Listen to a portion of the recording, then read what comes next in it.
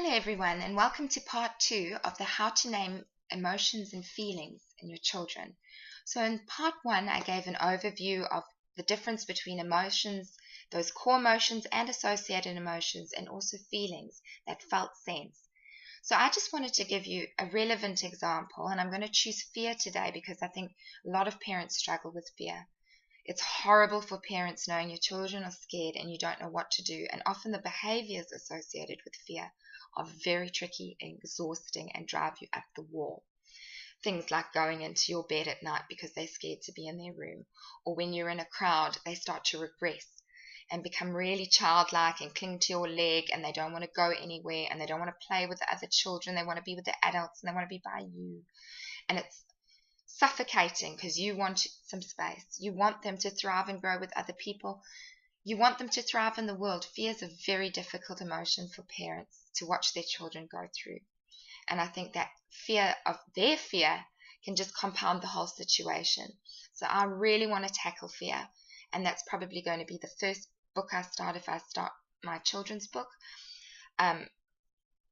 Today I'm going to use that very example because I think most parents will know what I mean. I remember doing this as a child myself.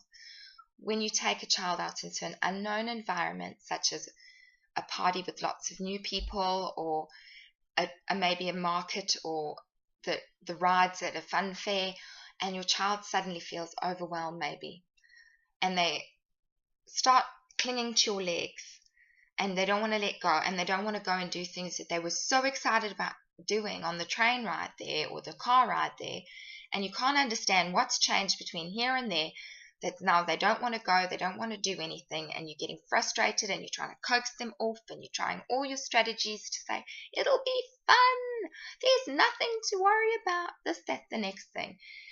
And you're not attending to their emotion. You're trying to convey that it's okay. You're trying to tell them there's nothing to be scared about. You've picked up that they're a bit scared of doing X, Y, and Z, or a bit nervous around the people. But that's not really at the forefront of your mind. At the forefront of your mind is the behavior. How do I get them to do this? I know they're going to have a good time. I know there's nothing to worry about. They don't need to be so insecure. What's going on? How do I get my child there? So stop, pause, think. What is the fear? What is the emotion, which is fear, which we've identified here, and you probably already would know that yourself. Maybe you didn't. Maybe you just think your child doesn't like people or have associated that clingy behavior with something else. But the truth is, that is fear. That is insecurity. That's one of those associated emotions with fear. The core emotion, the core felt emotion in their bodies is fear, and they will associate that with insecurity and feeling anxious, feeling stressed, and feeling childlike again. When they're childlike, they need protection from you or the caregiver or the adult or the person who's capable in the situation. They want to hide. They want to go. That's what they're doing when they cling to you. They're making themselves small. They're making themselves protective and containing. Often when you work with people with anxiety, you contain the space as a counselor, making it a safe environment. Sometimes you give them a pillow to hug because it's containing. You need containment. Your child needs you to provide containment. How do you do that? You name it first. The reason you name it, to normalize it, to make it okay. Get down to their level. That's my number one thing. You watch Super Nanny, you do everything. They'll say, get down to a child's level. Why? You want to connect to them in eye contact. You want them to engage with you. Get down to them calmly. Get rid of that frustration. Stop, pause, think, take some deep breaths. Calmly go down with compassion. And depending on how you are, what I would do, because I'm very emotive, I normally like to touch them, hold them. If it was my child, I'd probably have them come sit on my lap and let's have a chat and look me in the eye when I'm on your lap. Whatever it is, have that contact, because contact is very reassuring. Kind contact, soft, nurturing contact is very reassuring, especially for fear. Make sure that you are engaged with them with your eyes. Give them your full attention and a lot of compassion. And you say to them, I know you're feeling scared. I know on the train it wasn't so scary, but now that you're here and there's so many people, you can feel a bit nervous. Sometimes your heart can be racing. Do you know what are you feeling right now? Is that happening for you? Are there lots of people here? Tease it out. They might say, no, I just want to stay here. Tease it out and say, I get scared sometimes too. Or when I'm in crowds of people, I feel X, Y, and Z. Make it normal. Remind them of a story where someone may have been scared of something. Relate things to make it as normal. Name it. Make sure they understand that you are attending to fear.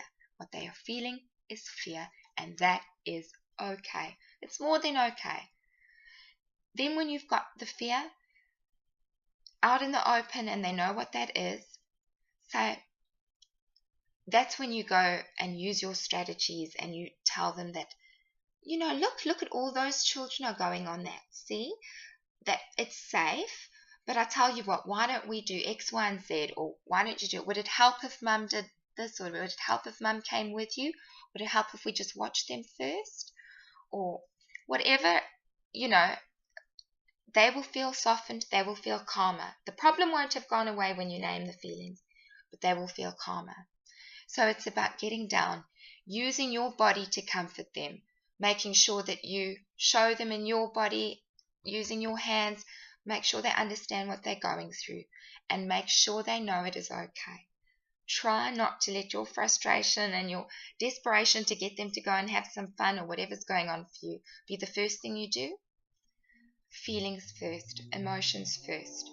You'll see the feelings and be able to identify the feelings quite easily.